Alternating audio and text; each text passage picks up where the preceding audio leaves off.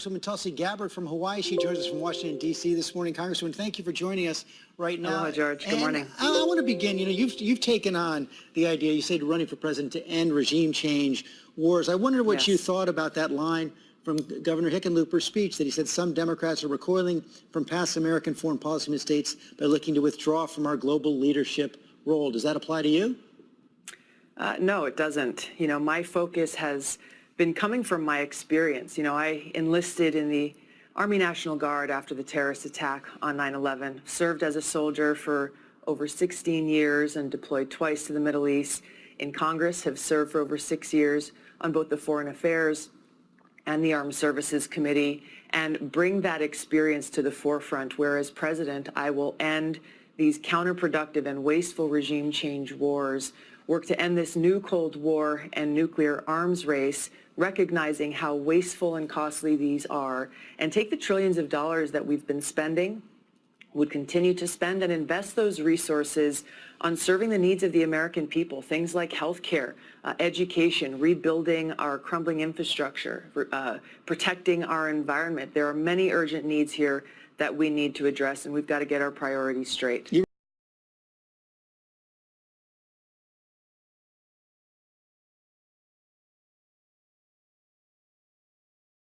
With public education. 150 years ago, incredibly brave Americans said, you know what?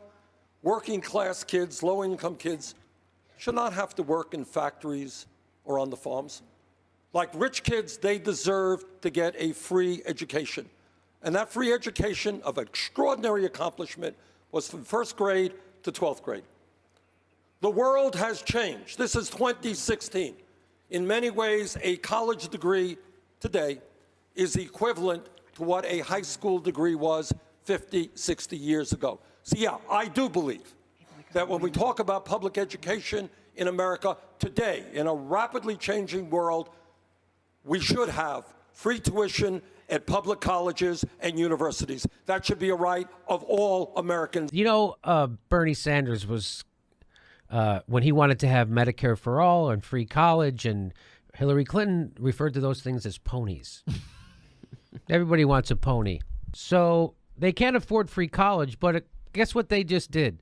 The Senate's military spending increase alone is enough to make up a public college free. Trump wanted to spend an extra $55 billion over what Barack Obama spent last year in his Pentagon budget.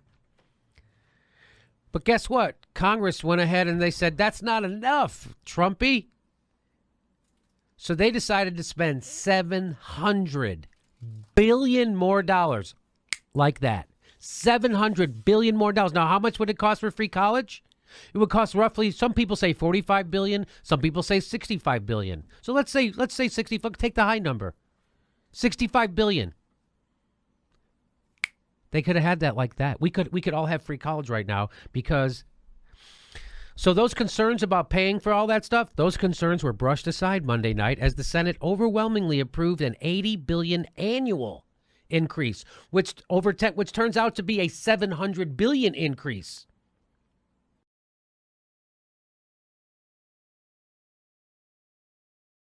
So $80 billion every year. $80 billion annual increase in military spending, enough to fully satisfy Sanders' campaign promise of free college. Like so many of you, it is painful and disheartening to see how much divisiveness is being fomented by those who wish to tear us apart. We have people in positions of power who are not thinking about the well-being of the people and our planet. Where is that conversation about the needs of our people? Where is the conversation about peace? Every time we launch these interventionist regime change wars, it is not only our veterans who pay the price for that. Every single one of us pays the price. We have spent trillions of your taxpayer dollars to pay for these wars, taking those dollars away from our communities and our people who need them right here at home. That's 40% more than we were spending at the height of the Iraq War. We're now spending 40% more. Nobody ever said, how are we going to afford that? I'm worried about my friends on the left and the right. How are we going to pay for all that war? No one ever asked that question. They just spend an extra $80 billion per year they gave to Trump, who's supposed to be a maniac that we're not supposed to let near the nuke button, except we're going to give him $80 billion more for bombs, and then we're going to attack him from the right when he doesn't bomb enough. So here is the Jeff Bezos of Asia, Jack Ma. So he runs Alibaba, which is the Amazon of Asia. And they asked him, hey, what the hell's, why is America so effed up? They're the richest country in the world, and half their country's poor. And he says this. Here's what he said. Past 30 years, the American had 13 wars, spending $14.2 trillion. The money going there. What if they spend a part of that money on building up the infrastructure, helping the white collars and blue collars? No matter how strategic good it is, you're supposed to spend money on your own people. How did your experience fighting in Iraq shape your outlook of the United States' role in foreign policy? Because in my research, I found that you have a strict non-interventionist approach, and you are against the United States entering countries and being there for this sort of regime change. No, as a soldier, I deployed with our brigade combat team from Hawaii. I volunteered to deploy with them to Iraq in 2005, which was the height of the conflict there. I served in a medical unit where every single day I was confronted with, in a heart-wrenching way, the high human cost of war. Very first thing I did every single morning was go down a list of names of every single American casualty, every single service member who'd been injured the day before. And I had to see if any of our brigade soldiers were on that list, make sure they got the care that they needed, or to evacuate them as quickly as possible. But as I went through this list every single day, I was struck with the names and the faces of my brothers and sisters who were paying the price for this war. I was struck with their families, their loved ones at home, who were so stressed and so anxious for the well-being of their loved ones.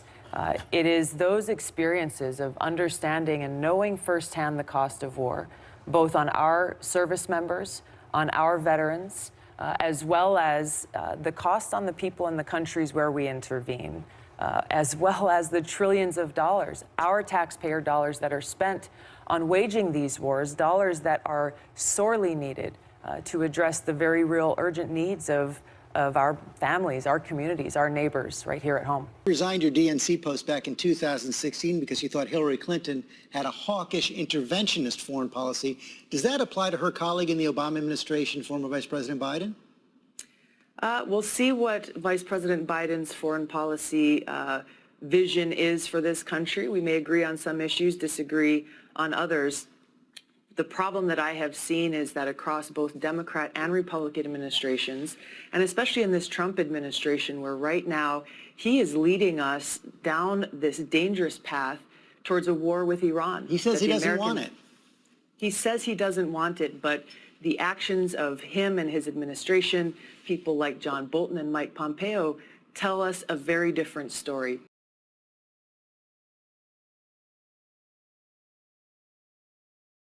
So what has been said of you about Assad and your position on Assad that's just been an outright lie? Virtually everything. I mean, I'll just tell you what happened. I went to Syria to meet with Syrian people, to hear for myself from them about what was happening there. While there, I was offered the invitation to meet with the president of Syria, and I took it, because I think it's important for us to have the courage to meet with leaders, whether they be friends or adversaries or potential adversaries, if our focus is on national security and on peace. So I went and I had that meeting, and I asked some tough questions and heard from him his perspective on what was happening and what he was doing in his country, and took the opportunity while there to meet with religious leaders, college students, members of the political opposition, small business owners, women who are working to start their own business to empower other women, Shia, Sunnis, Muslims, Christians, Catholics, people of all different religions.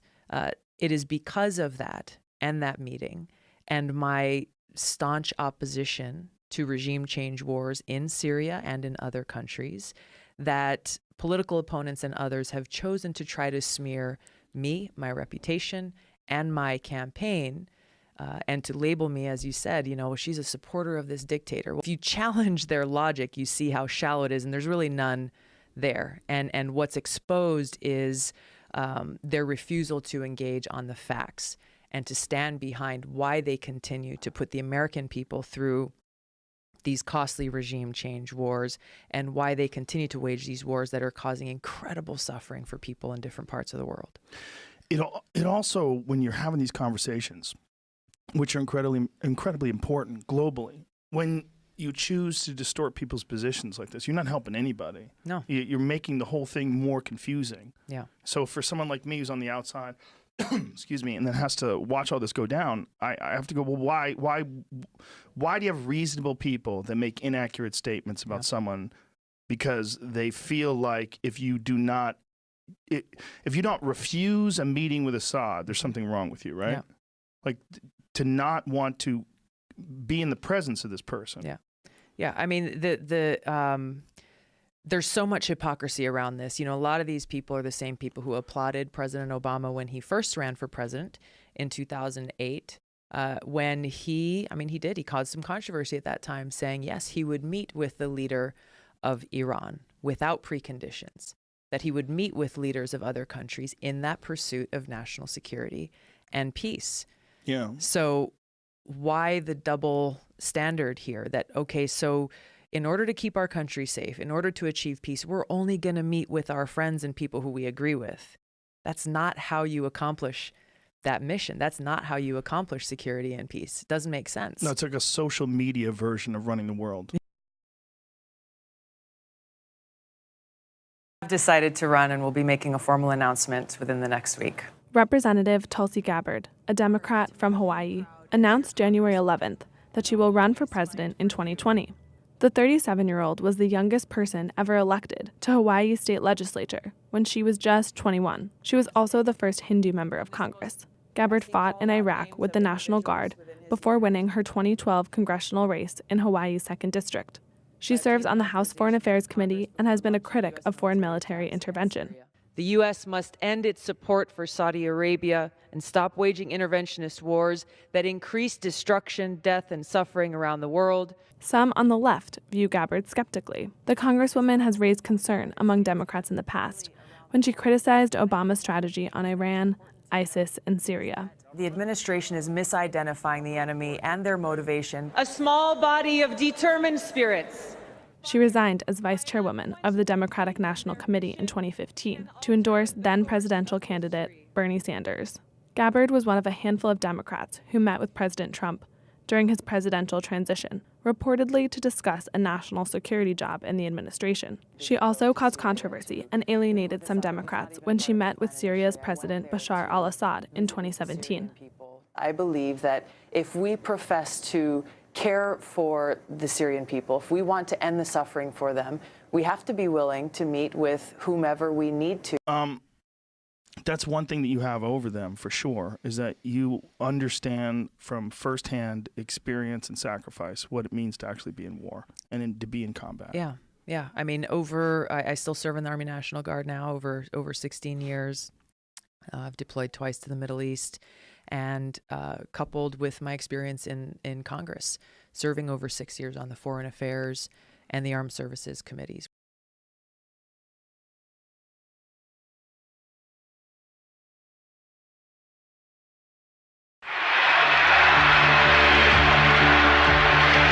We're going to build the kind of America where hard work is rewarded, where American goods and American workmanship are the best in the world. That's what this election is all about. He turned around a 10-year economic slide and created a boom that has made Massachusetts one of the hottest economies in the country. He brought people together, created over 400,000 jobs, and pushed personal income to the highest levels in the nation. He erased a massive deficit, balanced 10 budgets in a row, and cut taxes 5 times. It wasn't a miracle. It was leadership.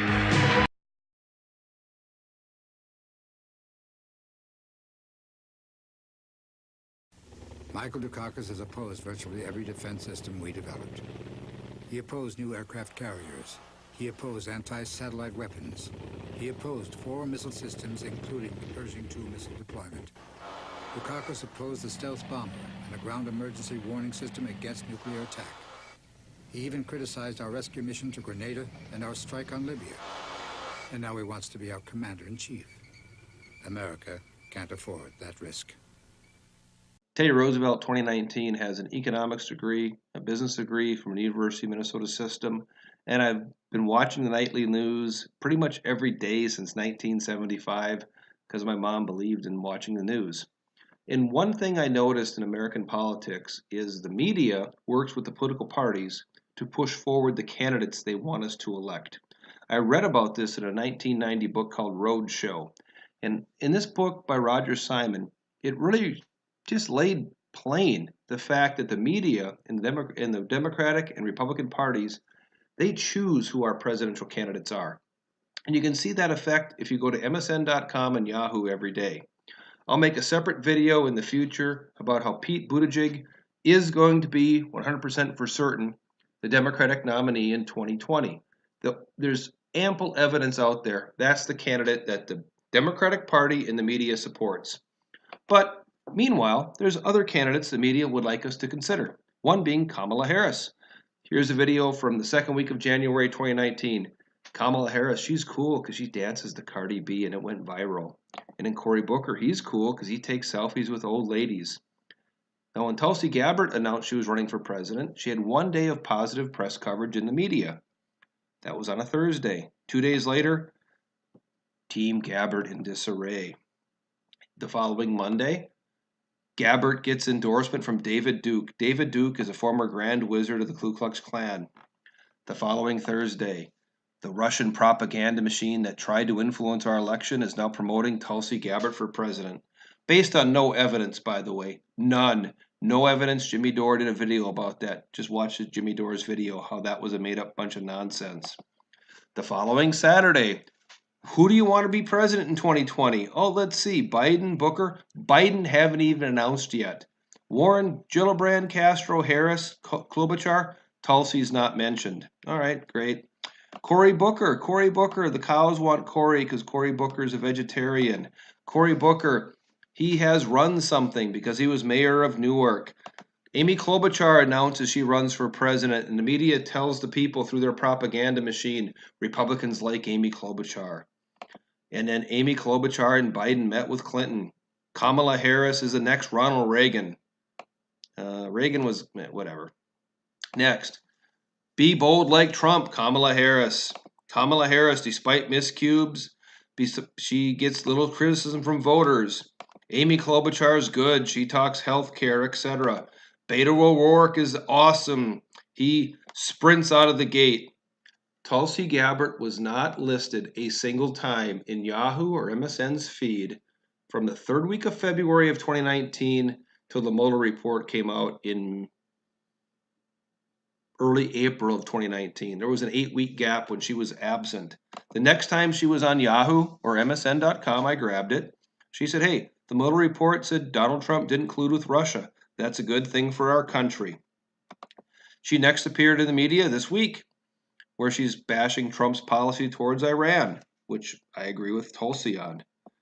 And she slams Trump again. This was all this week, and this was from Saturday, May 19th. She calls unflattering report fake news, which is the next thing you're about to see in my video. The main idea is pretty clear. The media supports candidates that are pro-war, who the Democratic and Republican Party tend to support, and if you're an anti-war Democrat, good luck, pack a lunch. The last anti-war Democrat to run for president successfully was Mike Dukakis. Said we have to end the new Cold War, and you have taken a notably softer line on Vladimir Putin and Russia than some other Democrats and Republicans. I want to put up a headline from the Daily Beast this week that said Tulsi Gabbard's campaign is being boosted by Putin apologists. And You know, in the past, you met with Assad. You defended Russian military operations in Syria. You opposed the arrest of Julian Assange, suggested that Russian election meddling is no worse than America's historically. Do you believe that Vladimir Putin is a threat to U.S. national security? You know, it's unfortunate that you're citing that article, George, because it's a whole lot of fake news. What I am focused on is what is in the best interest of the American people. What is in the best interest of our national security, keeping the American people safe. And what I'm pointing out consistently, time and time again, is that our continued wasteful regime change wars have been counterproductive to the interests of the American people.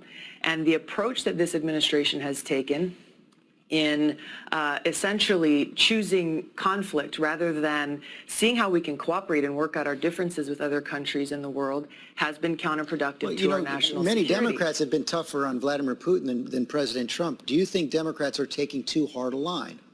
I think that the escalation of tensions that we've seen between the United States and nuclear-armed countries like Russia and China, and you're right, it has come from this administration. It's also come from some Democrats and Republicans in Congress. It has brought us to this very dangerous point where nuclear strategists point out that we are at a greater risk of nuclear war now than ever before in history. And we've got to understand what the consequences of that are. It's something that we in Hawaii know all too well with the wake-up call that we had about a little over a year ago when we got a text alert over 1 million cell phones across our state saying that a ballistic missile was incoming.